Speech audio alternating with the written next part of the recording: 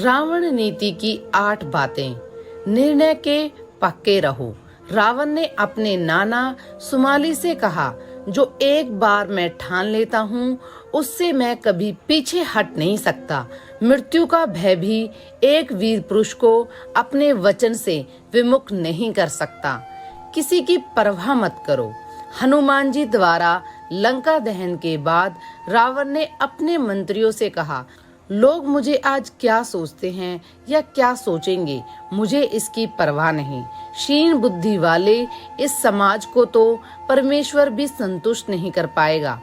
कुछ लोगों के लिए मैं एक देवता हूँ और कुछ के लिए राक्षस। लोग केवल अपना स्वार्थ जानते हैं।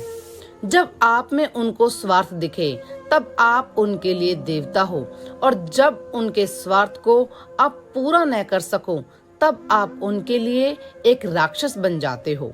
यह समाज अपने अपने स्वार्थ से ही चलता है। यह स्वार्थ ही देव, दानव और मनुष्यों से अपराध करवाता है।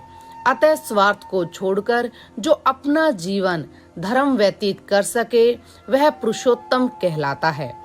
अतिरेक में जियो। हे मंदोदरी, मैं जानता हूँ कि आज मेरी पराजय निश्चित है। पितामह ब्रह्मा जी के द्वारा दिया हुआ वरदान आज मेरे ऊपर एक शाप बनकर मंडरा रहा है।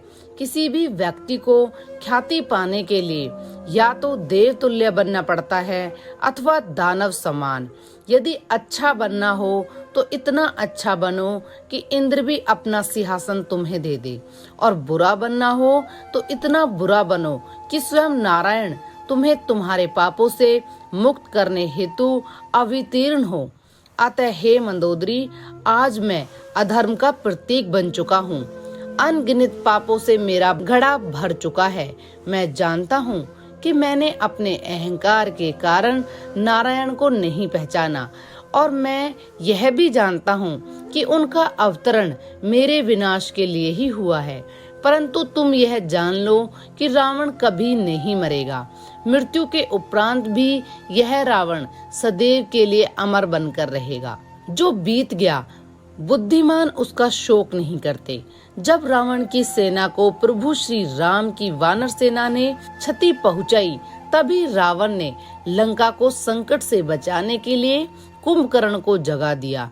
परंतु कुंभकर्ण ने अपने भ्राता रावण के अधार्मिक कार्यकलापों को सुनकर उन्हें समस्त लंका के विनाश का उत्तरदायी ठहराया एवं उन्हें आने वाली पराजय की चेतावनी दी।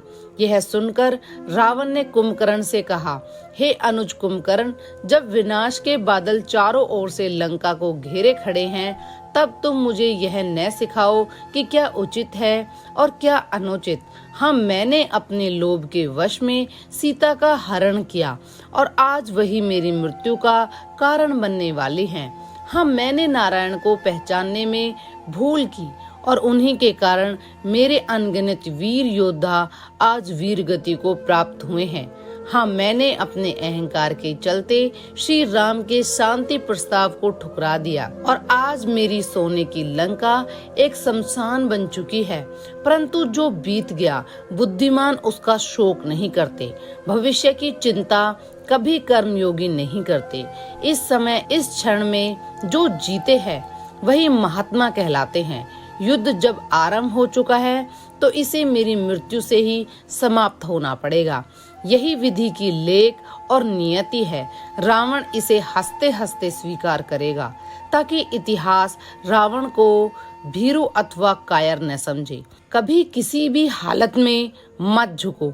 अंतिम युद्ध में जाने से पहले रावण ने महाकाल आरती का प्रबंध किया, परंतु आरती में अपशगुन हेतु रावण ने महाकाल महेश्वर से कहा कि हे महाकाल, हे परमेश्वर, हे शंकर, आज इन अपशगुनों द्वारा आप रावण को डरा नहीं सकते।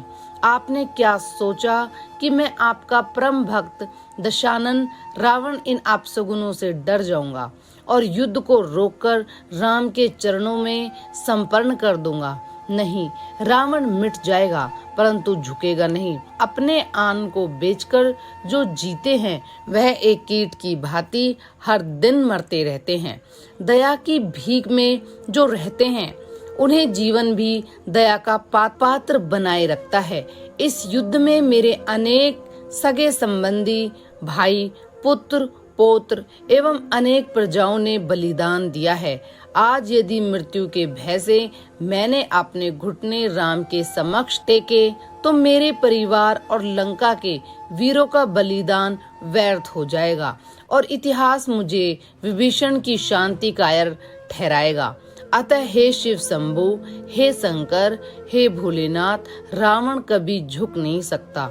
यदि इस युद्ध में मेरी मृत्यु भी हो जाए तो मैं इसे आपका प्रसाद समझकर ग्रहण कर लूंगा।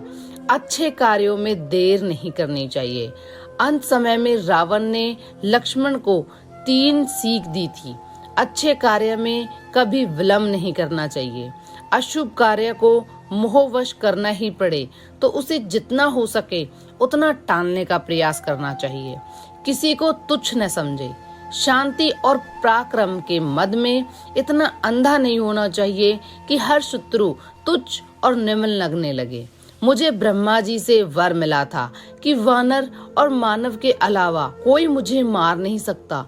फिर भी मैं उन्हें तुच्छ और निम्न समझकर अहम में लिप्त रहा, जिस कारण मेरा समूल विनाश हुआ। गूढ़ रहस्य किसी को न बताएं। तीसरी और अंतिम बात रावण ने लक्ष्मण से यह कही कि अपने जीवन के गूढ़ रहस्य सब जन को भी नहीं बताने चाहिए, क्योंकि रिश्ते और नाते बदलते रहते हैं। जैसे कि विभीषण जब लंका में था तब मेरा शुभेच्छु था, पर श्री राम की शरण में आने के बाद मेरे विनाश का माध्यम बना। जय श्री राम।